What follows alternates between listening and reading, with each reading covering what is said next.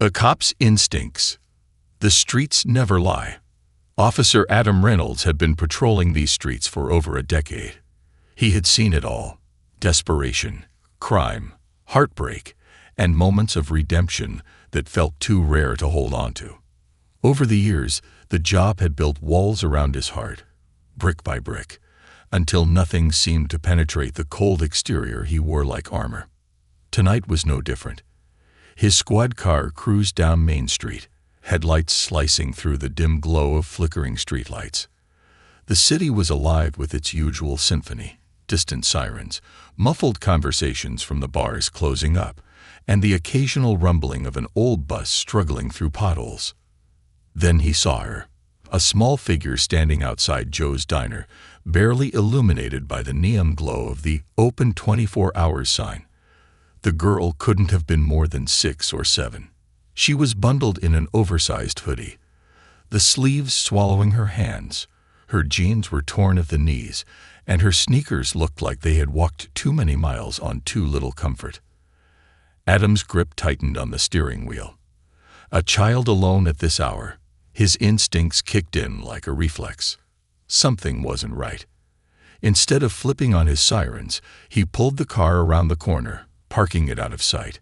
He stepped out, his boots pressing softly against the pavement. He had done this long enough to know that if a kid like her was alone at this hour, there was a reason. And that reason was rarely ever good. He kept his distance, watching. The girl wasn't loitering like a lost child waiting for a parent to come back. No, she was scanning the inside of the diner through the fog-up window, her tiny fingers gripping the fabric of her hoodie tightly. Her body was tense, her shoulders drawn in like she was preparing for something. Adam had seen that look before. Hunger, desperation. Was she planning to steal food? The thought made his chest tighten. He had seen kids like her before, kids who had been failed by the system, abandoned or left to fend for themselves. He had chased teenagers for shoplifting, locked up parents who had made the wrong choices. But this was different. Then she turned, glancing around as if sensing she was being watched. Adam ducked back around the corner, heart pounding. He wasn't sure why, but something in him told him to stay hidden, to watch before making a move. And that's when she bolted, following the shadows. The little girl didn't just walk away, she ran. Her small frame weaved between pedestrians, her steps quick and light. Adam didn't hesitate. He followed, keeping his distance, his years of training allowing him to move unnoticed. She moved with purpose, her feet pounding against the pavement, her head turning every so often to check if she was being followed. This wasn't just a lost kid. She was running from something. Adam's mind raced through the possibilities. Was she a runaway? Had she been kidnapped and managed to escape? Was there someone waiting for her, using her for something darker? His gut twisted at the thought. She slipped into a side alley, disappearing into the shadows. Adam picked up his pace, stepping around the corner in time to see her duck behind a dumpster. He slowed, his breath steady, his hand hovering near his holster just in case. "Hey, kid," he called out softly. Silence. Adam took another step forward. He could hear her breathing. Quick, shallow. "I'm not here to hurt you," he said, his voice gentler this time. "I just want to make sure you're okay." Nothing. But then, movement. She peeked out, just a little. Big brown eyes, wary but filled with something deeper than fear. Something Adam recognized in himself once, a long time ago. Pain. A closer look. Adam slowly crouched down, keeping his movements deliberate. "What's your name?" he asked. She hesitated. "Lucy." Her voice was barely a whisper. Adam nodded. "That's a pretty name, Lucy." She didn't respond, her eyes darting past him as if looking for an escape. "Are you lost?" He tried again. She shook her head. "Are you waiting for someone?" Another shake. Adam took a deep breath, choosing his next words carefully. "Lucy, are you in trouble?" That's when her eyes filled with tears, and she did something Adam never expected. She ran toward him, not away, toward. And the second her tiny hands gripped onto his sleeve, Adam knew whatever she had been running from was far worse than anything he had imagined. The secrets in the dark. A silent cry for help. Adam had spent years chasing criminals, breaking up fights, and navigating the worst of humanity. But nothing had prepared him for the way this little girl clung to his sleeve, as though she had just found the only safe harbor in a storm she'd been weathering alone. He didn't move at first, unsure of how to react. The tiny body pressed against his leg was trembling, small fingers clutching his uniform like it was the only thing keeping her from falling apart. This wasn't a kid throwing a tantrum or trying to manipulate a situation. This was pure terror. His heart clenched. "Hey," he said softly, bending down to her level. "It's okay. You're safe." Lucy didn't answer. She just gripped his sleeve tighter. Adam glanced around, making sure no one else was lurking in the shadows. The last thing he wanted was to get caught off guard. He had followed her into this alley, thinking she might be a runaway or maybe even trying to steal food. But now he realized the situation was something much more complicated. "Lucy," he said gently, "can you tell me where you live?" Silence. He tried again. "Is someone looking for you?" This time, she shook her head slowly. That hit Adam like a punch to the gut. No one was looking for her. No one even knew she was missing. A decision made in the dark. Adam took a deep breath, trying to keep his emotions in check. He was trained for high-pressure situations, but standing in this dark alley with a frightened little girl clinging to him felt heavier than any drug bust or armed standoff he had ever faced. There was no protocol for this. Not really. Taking in strays wasn't part of his job description. But leaving her here, that wasn't an option. "I've got a warm car," he offered, keeping his voice even and calm. "It's just down the block. We can sit for a bit, and you can tell me what's going on. No pressure." Lucy's tiny fingers twitched against his sleeve. "Maybe we can find you something to eat," he added. "You like pancakes." That got her attention. A slow nod. Adam stood up, keeping his movement slow. "All right, let's go. Just a short walk, okay?" Lucy hesitated, her small body still coiled with tension. But then, just as suddenly as she had latched onto him, she let go. Adam noticed how her hands balled into small fists, as if she was trying to be tough. She didn't trust easily, he could tell. She had learned, too young, that trust could be dangerous.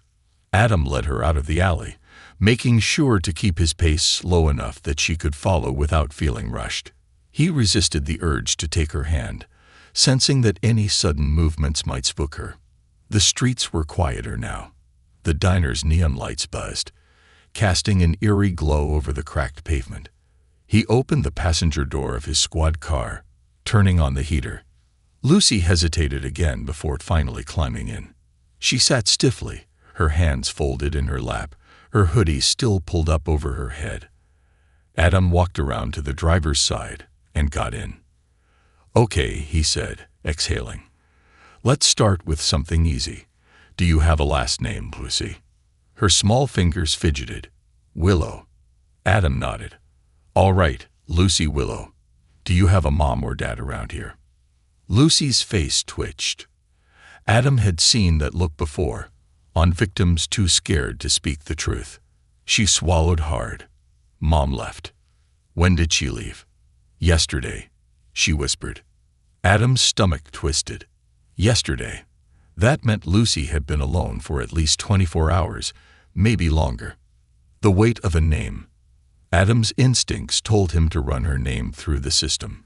Check for any missing person reports, any family connections, but something told him that Lucy hadn't been reported missing. Because if her mom had left yesterday, and no one had sounded the alarm, that meant no one had noticed, or no one had cared, and that made Adam's blood run cold. "Did your mom tell you where she was going?" Lucy shook her head. She said she'd be back soon. Adam's fingers tapped against the steering wheel. Soon. It was the kind of vague promise people made when they didn't want to tell the truth. He knew better than to push her too hard, not yet. Instead, he reached for the small cooler he kept in the car, usually stocked with protein bars and bottled water for long shifts. He pulled out a granola bar and handed it to her.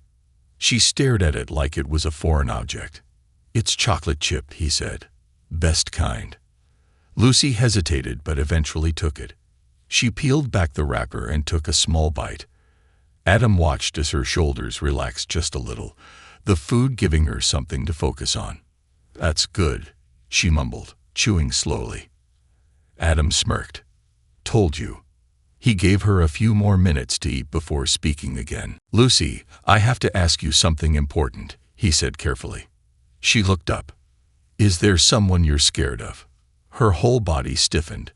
Adam kept his face neutral, but inside, he felt a sharp pang of anger. She wasn't just alone. She was running. From someone. The hidden fear. "I can help you," he said gently, "but I need to know if you're in danger." Lucy's small fingers gripped the edge of her hoodie. She looked away, her little chest rising and falling in quick, uneven breaths. Adam leaned forward just a little. "Lucy." She swallowed hard. Then, in a voice so small he almost missed it, she whispered, "He's looking for me." Adam's pulse spiked. "Who, Lucy?" Her lips trembled, but she didn't answer. Adam's mind started working overtime.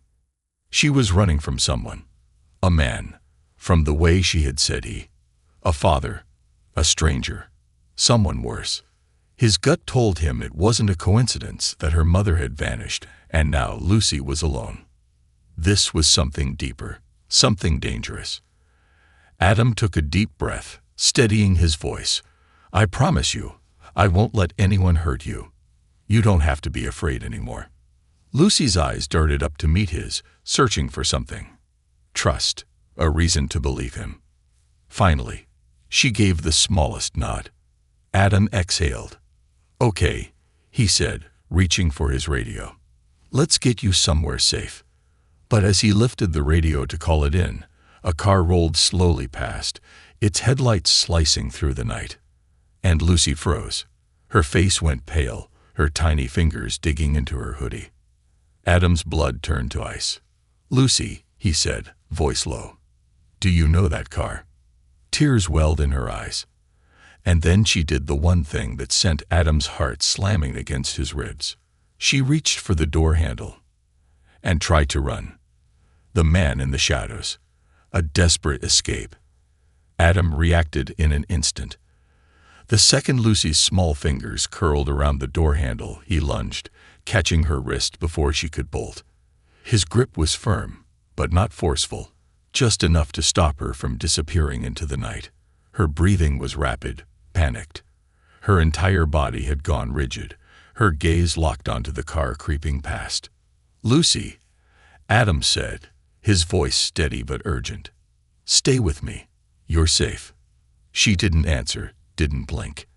Adam followed her line of sight, tracking the vehicle.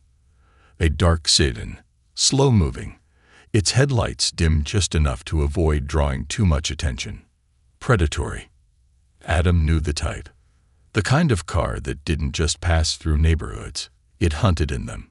He resisted the immediate urge to step out and flash his badge, to assert authority. Instead, he kept his eyes on Lucy, feeling her tiny wrist trembling beneath his fingers. "Tell me, kiddo," he murmured. "Is that him?" Lucy didn't move, didn't nod, but the way her breath hitched, so small, so fearful, was all the confirmation Adam needed. His jaw tightened. The car had nearly reached the intersection, but then it slowed. Not a good sign. Adam felt the tension coil in his chest. He didn't know what he was looking for, only that he had found it. The sedan paused at the stop sign. The tinted window on the driver's side rolled down, just enough to let in the cold night air. Adam caught a glimpse. A silhouette inside, barely visible, but watching. Adam's fingers instinctively hovered near his holster. He wasn't about to draw unless he had reason, But if this guy so much as twitched the wrong way. The light changed. The car hesitated. Then, as if deciding against whatever dark thoughts it had entertained, it rolled forward and disappeared around the corner. Adam exhaled, but he didn't relax. Not yet. His focus snapped back to Lucy. She was still tense, but no longer trying to flee. "Talk to me, kid," he said softly. "Who was that?" Silence. Adam could almost see the battle going on inside her. Tell him. Don't tell them. Tell him. Don't tell them. Her little hands balled into fists. Then, just as quickly, her whole body slumped. "He's not my dad," she whispered. A story no child should tell. Adam's stomach twisted. He had suspected as much, but hearing it out loud made it worse. Who is he, then? Lucy stared down at the floor of the patrol car, her tiny fingers gripping the hem of her hoodie. Finally, she whispered, "Mom owed him money." Adam stilled. His mind started piecing things together. A mother who left suddenly. A little girl running. A dark Satan creeping through the streets, looking for someone. Debt. Danger. Lucy's small voice broke through his thoughts. "She tried to pay," she said, barely above a whisper. "She said we'd be okay. But then she told me to run. She told me never to let him find me." Adam swallowed hard. There it was. The reason this little girl was wandering the streets alone. The reason her mother had disappeared. She had tried to shield her child from something dark, something cruel. And now, that something was circling. "Lucy," Adam said, keeping his voice calm, steady, controlled. "Do you think your mom is in danger?" Lucy nodded once, quickly. Adam's fists clenched around the steering wheel. He had seen plenty of desperate cases in his time, but this one made his blood boil. A mother, alone, with no options. A little girl, hiding in alleys, running from a man who had no business even looking at a child. And now, Adam was in the middle of it. Fine. That was exactly where he wanted to be. Nowhere to go but forward. Adam reached for his radio. "Dispatch, this is Officer Reynolds," he said, keeping his voice professional. "I need a records check on a possible missing person." The static crackled before a voice responded. "Go ahead, Reynolds." Adam glanced at Lucy. "Adult female, last name Willow," he said. "Possible recent disappearance within the last 48 hours. Also, I need any reports of a suspicious black Satan operating in the area." A pause. "Copy that, Reynolds. Running it now. Stand by." Adam set the radio down but didn't let his focus drift from Lucy. "Okay," he said, "we're gonna figure this out. But first, I need you to trust me. Can you do that?" Lucy hesitated. She had no reason to trust him. The world had failed her too many times already. But after a long moment, she nodded. Adam exhaled. "That's my girl." He was about to say more when the radio crackled to life. "Reynolds, we got something," dispatch said. "A woman matching your description was admitted to county hospital last night. No ID. Found unconscious at a bus stop. Condition unknown." Adam's breath caught. Lucy's mother. Alive, but barely. "Roger that," he said. "I need details on how she got there. Was she dumped?" "We don't know. No security footage. No witnesses." Adam clenched his jaw.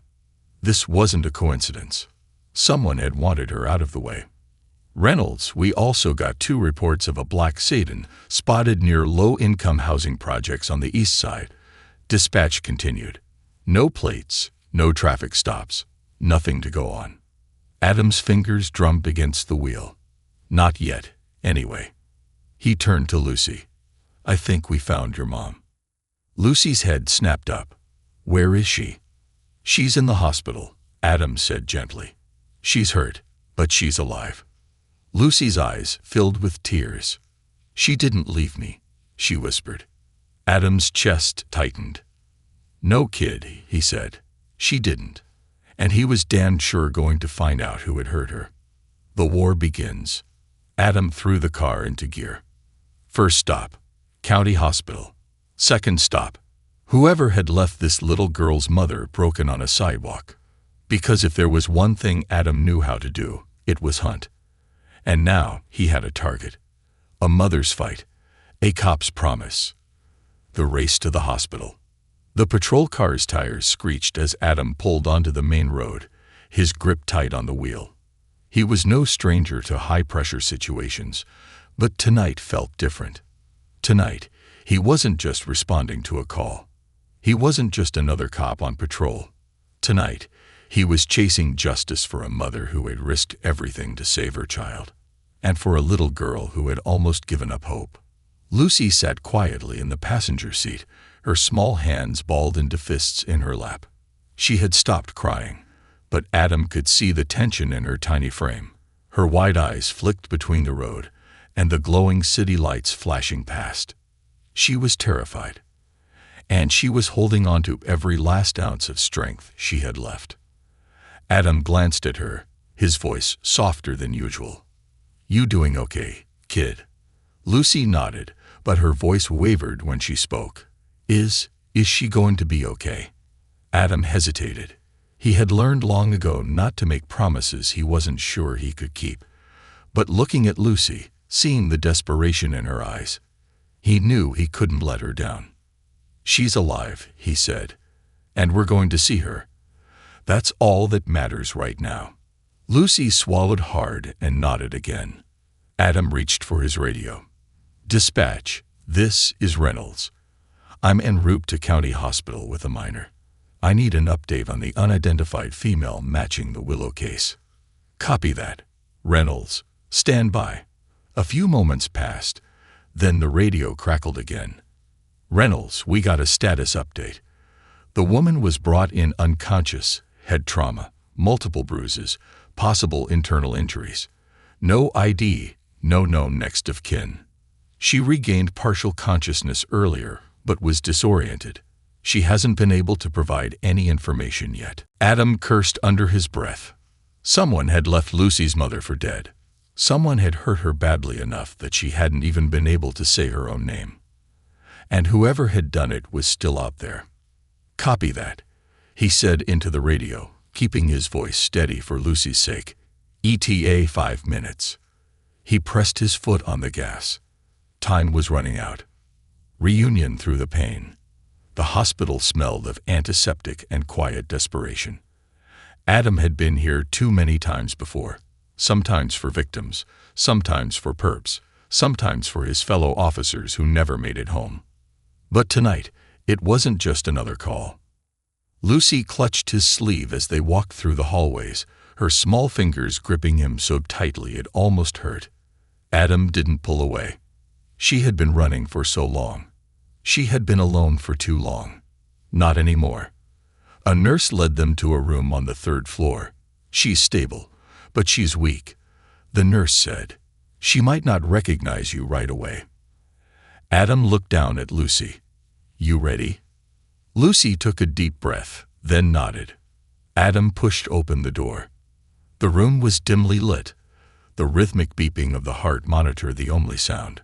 The woman lying in the hospital bed looked nothing like the strong, protective mother Lucy had described. Her face was pale, her lips split. There was a bandage around her head, and bruises trailed down her arms like ink stains on fragile paper. Lucy froze in the doorway. "Mommy." The woman stirred. Her eyes fluttered open, hazy and confused. She blinked at the ceiling, then turned her head slightly. And the moment her gaze landed on Lucy, tears welled in her eyes. "Lucy." Her voice was barely more than a whisper, weak and hoarse. Lucy let out a sob and ran to her mother's bedside, burying her face against her arm. "I thought you left me," Lucy cried. "I thought you were gone." Her mother tried to lift a hand, wincing from the effort, but managed to place it on Lucy's head. "I told you I would come back," she murmured. Adam stood at the door, arms crossed, his jaw clenched. This wasn't over. Her mother was alive, but the danger wasn't gone. The man in the black sedan was still out there. And if he had left her mother for dead aunts, he wouldn't hesitate to finish the job. Digging for answers, Adam let them have a few minutes together before he stepped closer. "Ms. Willow," he said gently, "I'm Officer Reynolds. I'm the one who found Lucy tonight." The woman's tired eyes flicked up to him. "You kept her safe?" He nodded. "She's okay now." The relief that passed over her face was enough to tighten something in Adam's chest. But there were more questions to ask. "I need to know what happened," he said. "Who did this to you?" Her eyes flickered with fear. "I can't," she whispered. Adam crouched down beside her bed. "I know you're scared," he said, "but this isn't just about you anymore. Lucy was out there alone. If we don't stop whoever did this, they'll come for her too." That got her attention. Tears spilled from her eyes as she clenched her jaw. "I thought I could fix it," she said shakily. "I thought I could make it right." "Make what right?" Adam pressed. She swallowed hard. "I borrowed money," she admitted, "from the wrong people. I was supposed to pay it back, but I fell behind. And then," her voice cracked, "they sent him, the man in the black sedan." She nodded, trembling. Adam's blood ran cold. This wasn't just some low-level thug shaking people down for cash. This was deeper. "What's his name?" Adam asked. She hesitated. Then, in a whisper so soft he almost didn't catch it, she said, "Dot Sloan." Adam's entire body tensed. He knew that name. Dot Sloan wasn't just a debt collector. He was worse. A predator. A ghost in the city's underworld. He found the desperate, the vulnerable. He loaned them money with interest rates designed to drown them. And when they couldn't pay, they disappeared. Lucy's mother had barely survived. The next time, she might not be so lucky. And Lucy? Adam didn't even want to think about what would have happened if Sloan had gotten his hands on her. His hands curled into fists. This wasn't just a case anymore. It was personal. A cop's promise. Adam stood, his expression grim. "Ms. Willow, I need you to listen carefully," he said. "I'm not just going to protect Lucy. I'm going to make sure this never happens again." Fear flickered in her eyes. "You can't." "I can," Adam interrupted. "And I will." Because he had seen too many cases like this. Too many people broken, too many families torn apart by men like Dot Sloan. But not this time. Not this family. Adam turned to Lucy, his voice firm. "You're safe now, kid," he said. "And I swear to you, no one is ever going to hurt your family again." Lucy stared up at him, hope and fear warring in her wide eyes. Adam clenched his jaw. Dot Sloan had made a mistake. And now Adam was coming for him. No more running. The weight of a name. Adam's mind was racing. Dot Sloan. He had heard that name whispered in back alleys, scribbled in case files that never had clear endings. Sloan was a shadow in the city's underworld, a ghost who didn't leave trails, just bodies. The fact that Lucy's mother had survived after crossing him, that was nothing short of a miracle. And now, that miracle needed protection. Adam exhaled, forcing himself to stay calm for Lucy's sake. He glanced at her mother, her bruised face twisted with exhaustion and fear. "Ms. Willow," he said, his voice firm but careful, "if Dot Sloan knows you're still alive, he won't stop." Tears welled in her eyes. "I know." Adam leaned forward. "That's why I need you to trust me. I can protect you. But I need the full story. Everything. No holding back." She swallowed hard, staring at the ceiling like she was gathering the strength to relive a nightmare. Then she started talking. "A debt paid in blood. I was desperate," she admitted, her voice barely above a whisper. "Lucy's father, he left us with nothing. No money, no home. I was drowning in bills, rent was past due, and my babies were hungry." Adam didn't speak, letting her continue. "I tried everything. Extra shifts, selling whatever I could, but it was never enough. Then someone told me about him." She paused, her throat working. Dante lends money. Fast. No questions asked. But there's always a price. Adam clenched his jaw. She kept going. I only needed a few hundred, just to get us through 1 month. She let out a bitter laugh. But with his kind of interest, 1 month turned into 2. 2 turned into a year. And suddenly, I owed him more than I ever could repay. Adam had seen it before. Dad didn't make money from the loans. He made money from trapping people in them. Ms. Willow shuddered. I tried to disappear, took Lucy and her brother to a shelter. I thought maybe, if we stayed low, he'd forget about us. Her voice broke. But they found me. Adam's stomach turned. Who? She licked her dry lips. His men. They cornered me near a bus stop, said I had one last chance to pay, or else. Adam didn't need to ask what or else meant. They beat me, she whispered. Took my ID. My phone. They told me I had 24 hours before they came for Lucy. Her voice cracked. That's when I told her to run. Adam exhaled sharply. This wasn't just some petty loan shark operation. This was human trafficking. Dant Sloan didn't just kill people who owed him, he owned them. And when they couldn't pay, he took something more valuable than money. Adam's grip tightened into fists. He had no doubt in his mind what would have happened if Lucy had been caught first. He couldn't let that happen. Not now. Not ever. A target on their backs. Ms. Willow, Adam said, I need to get you and your kids somewhere safe. Tonight. She hesitated, panic flickering across her bruised face. But I can't run again. They'll find me. They always do. Adam's voice hardened. Then we stop running. Lucy looked up at him, hope shining through her fear. Her mother looked hesitant, but Adam could see something shift in her eyes. Something new. Maybe it was the exhaustion of always running. Maybe it was the fact that someone, a cop, no less, was finally on their side. But whatever it was, she nodded. Adam turned to Lucy, crouching down to her level. You did the right thing by running, kid. But now we fight back. Lucy blinked, confused. How? Adam stood, determination burning in his chest. We start by making sure your mom gets out of here alive. Breaking the cycle. Adam stepped into the hallway, his mind already forming a plan. He pulled out his phone and dialed.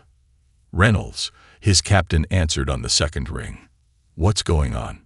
I need protective custody for a mother and 2 kids, Adam said. Now. A pause.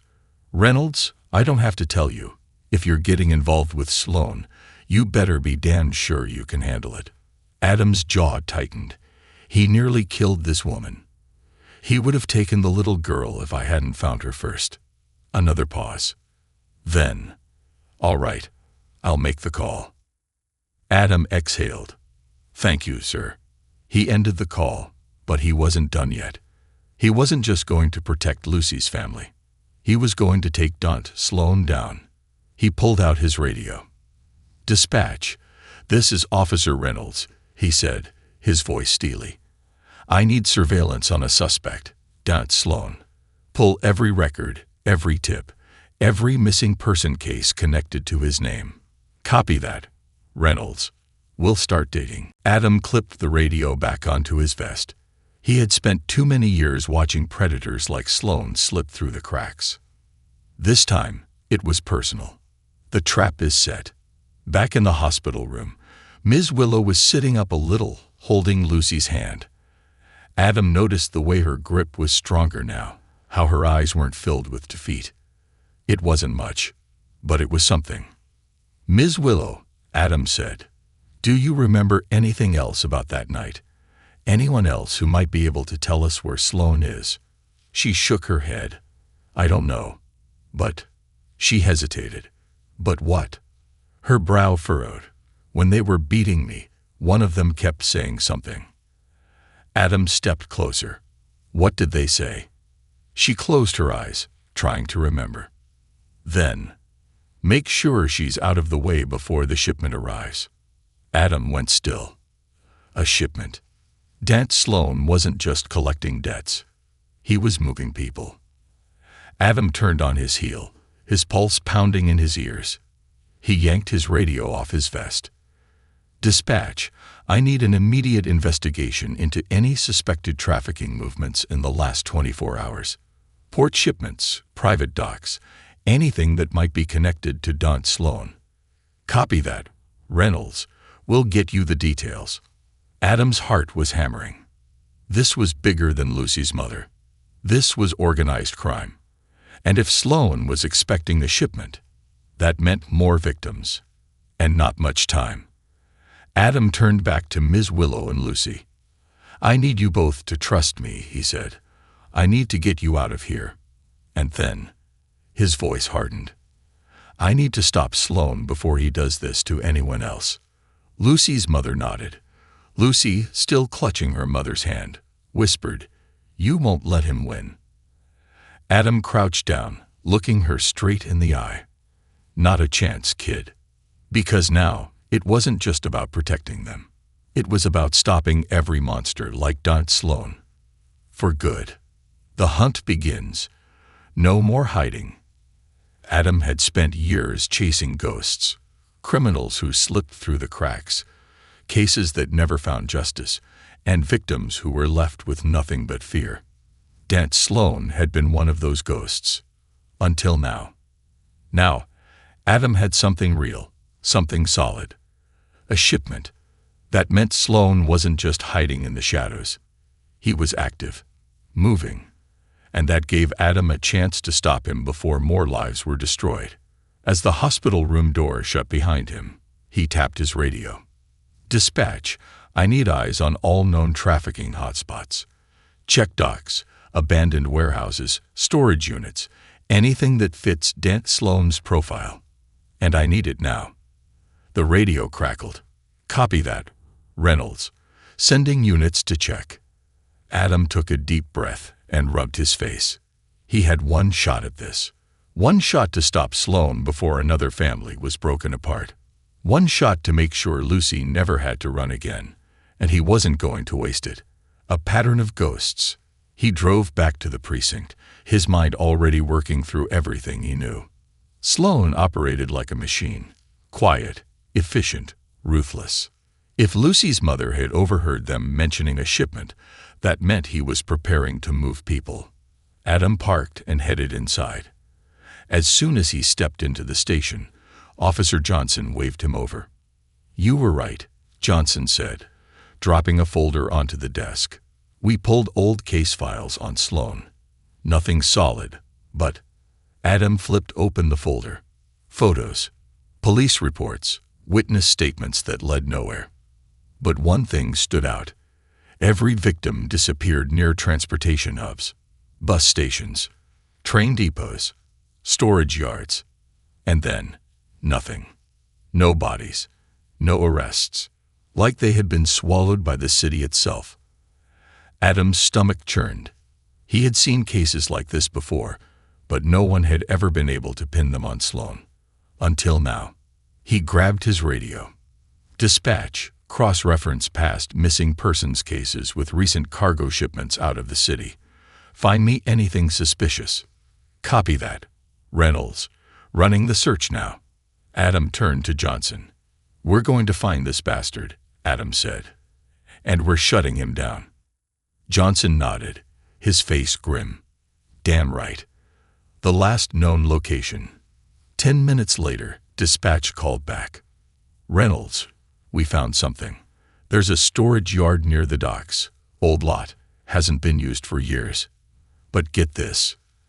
Adam's grip on the radio tightened. "Go on." A private security firm put in a request for temporary clearance last week. Adam's pulse spiked. Sloan was moving people out of that yard. "Send me the coordinates," he ordered, "and get back up on standby." A second later, his phone buzzed. GPS coordinates flashed on the screen. Adam didn't wait. He grabbed his keys, shoved his gun into its holster, and strode toward the door. This was it. No more paperwork. No more waiting.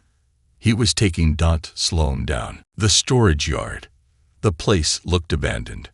Rusted chain-link fences surrounded it, barbed wire curling at the top. The security shack near the entrance was dark, but Adam knew better. Sloan wouldn't leave a shipment unprotected. He parked a few blocks away and moved on foot, keeping to the shadows. The air smelled like salt and metal, and every step he took was silent. Then voices. He crouched behind a stack of wooden pallets, peering through the gaps. Two men near the loading dock, smoking, their hands resting on their belts. Armed. Adam pulled out his radio. "Johnson, you in position?" A low voice responded, "Yeah. Got 3 guys on the west entrance. Looks like more inside." Adam exhaled. This wasn't just a drop-off. This was an operation. And that meant Sloan was here. Adam motioned toward the entrance, signaling Johnson and the others. Then he moved. The first shot. The first guy never saw him coming. Adam grabbed the back of his shirt, yanking him backward and slamming him into the wall. The guy's head cracked against the metal siding, and he crumpled before he could yell. The second man turned, his eyes widening. Too late. Adam's fist connected with his jaw, sending him sprawling. A gun clattered to the ground. Adam kicked it away. Then, a voice. Slow, cold, amused. Well, well. Adam turned. Daunt Sloan. The man stepped out from the shadows, dressed in a sleek black coat, his hands tucked casually in his pockets. "You've been busy, Officer Reynolds," Sloan said, smirking. Adam's fingers twitched toward his holster. "You're done, Sloan." Sloan chuckled. "Oh, am I?" Something about the way he said it made Adam's stomach twist. Then, Sloan whistled, and suddenly, the doors of the storage units rolled open, and Adam saw them. People, huddled inside the metal containers, terrified. Women, children, families. Sloan spread his arms. "You want to stop me, officer? Be my guest." Adam's blood went cold. Because now it wasn't just about taking Sloan down. It was about saving lives. The final move. Adam didn't hesitate. He tapped his radio. "All units, move in, now." Then he charged. Sloan's men reacted fast, but not fast enough. Gunfire erupted as officers swarmed in, but Adam had only one target.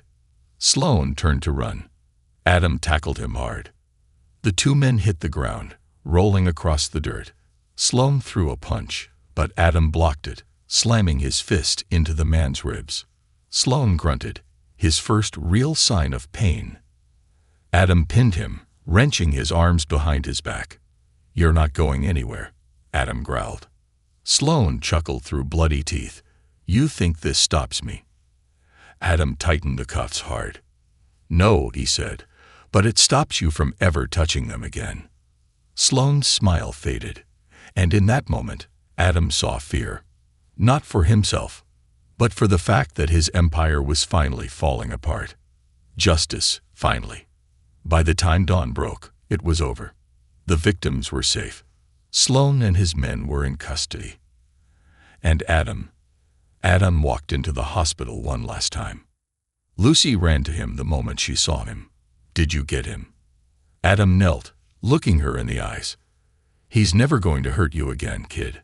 Lucy's face crumpled, this time, not in fear, but relief.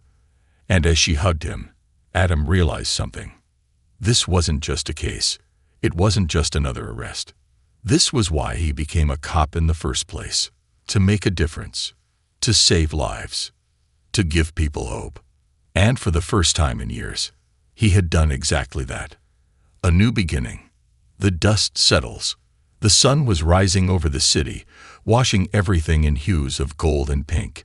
But for Officer Adam Reynolds, the night had been long and unforgiving. The echoes of gunfire, the terrified cries of victims, and the cold satisfaction of snapping Daunt Sloan into handcuffs still rang in his mind. It was over. But the aftermath, that was just beginning. He sat in his patrol car outside the hospital, gripping the steering wheel as exhaustion settled into his bones. He hadn't slept in nearly 24 hours, but rest wasn't an option yet. There were reports to file, witness statements to take, a courtroom battle ahead. And one more thing. Lucy. She had been through more than any child should ever have to endure. She deserved to know that she was truly safe now. Taking a deep breath, Adam pushed open the car door and made his way inside. The little girl who refused to break. The hospital was quieter now. Most of the rescued victims had been processed and taken to shelters, where they would begin rebuilding their shattered lives. Social workers were working overtime, sorting out housing, legal aid, and medical care. But for Lucy and her mother, this was personal. Adam found them in the same hospital room where they had reunited just hours ago. Lucy sat beside her mother's bed, her tiny fingers tracing shapes on the bedsheet, her little brother sleeping soundly in her lap. When she saw Adam in the doorway, she immediately sat up. "Did you get him?" she asked, her voice small but steady. Adam nodded. "Yeah, kid. He's never going to hurt anyone again." Relief washed over Lucy's face, but she didn't smile. Not yet. She wasn't the same girl who had been running through dark alleys, scared and alone. She was stronger now. She had survived. Adam turned to Ms. Willow, who was awake but still weak. "How are you feeling?" She offered him a tired smile. "Better, thanks to you." Adam shook his head. "I just did my job." But they both knew that wasn't true. He had done more than that. And now, there was one last thing he needed to do. A future worth fighting for. An hour later, Adam sat across from Lucy and her mother, a cup of hospital coffee cooling in his hands. "I know things feel uncertain right now," he began, glancing between them. "But you're not alone. We have resources, witness protection, relocation programs. You can start over, somewhere safe." Ms. Willow looked hesitant. "We don't have anywhere to go." Adam leaned forward. "We'll find somewhere. Somewhere far away from this city, from everything that happened." Lucy bit her lip. "But what about you?" Adam hesitated. He hadn't expected that question. He had spent his whole career moving from case to case, never looking back. But this one had changed him. "You don't have to worry about me," he said finally. "I'll be right here, making sure no one else gets hurt the way you did." Lucy looked down at her hands. "I don't want to leave," she whispered. Ms. Willow reached over, brushing a strand of hair from her daughter's face. "Sweetheart, we have to." Lucy turned to Adam, her green eyes shining with something that nearly knocked the breath from his lungs. "Trust. Hope. A silent question. Will you still be here for us?" Adam had no words for that. But he knew one thing. He wasn't ready to say goodbye. Not yet. The captain's offer. Back at the precinct, Adam sat across from his captain's desk, a thick file of reports in front of him. "Well," Captain Reeves said, rubbing his temples, "you went and made a mess of things, didn't you?" Adam smirked. "You're welcome." Reeves sighed. "You do realize taking down a trafficking ring isn't exactly part of your patrol duties, right?" Adam shrugged. It was last night. The captain studied him for a long moment, then leaned back in his chair. "You did good, Reynolds. Damn good." Adam nodded, expecting that to be the end of it. "But then, I want you to consider something," Reeves said. Adam raised an eyebrow. "What's that?" "Detective." Adam's heart stopped. "Wait. What?" Reeves crossed his arms. "You've got the instincts, the dedication. You just took down one of the biggest traffickers in the city. If you want it, I can put in a recommendation. Get you off street patrol. Let you work cases like this, full-time." Adam sat back, stunned. He had never thought about it before. For years, he had been content just existing, taking shifts, responding to calls, keeping his distance. But after Lucy, after this case, he couldn't just go back to routine patrols. He had found something here. A purpose. Adam took a deep breath. I'll think about it. Reeves smirked. Yeah, you do that. A new home. A new family.